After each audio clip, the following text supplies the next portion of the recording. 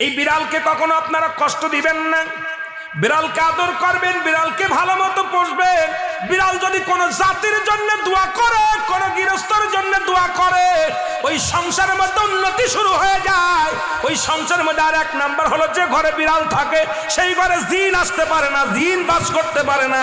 আর একটা ঘোষণা শুনে নেন, নবীজি বলে গেছেন, যে ঘরের মধ্যে বিড়াল ছানা বাস করে ওই ঘরের মধ্যে জিন জাতি প্রবেশ করতে পারে না। তাহলে ছোট ছোট মাসুম বাচ্চাগুলো যে ঘরের মধ্যে থাকে, মুসলমান অনেক সময় জিনের আশ্রয় পড়ে যায়, অনেক সময় জিনে আসর করে, ওই ঘরের মধ্যে জিনে আসর করে।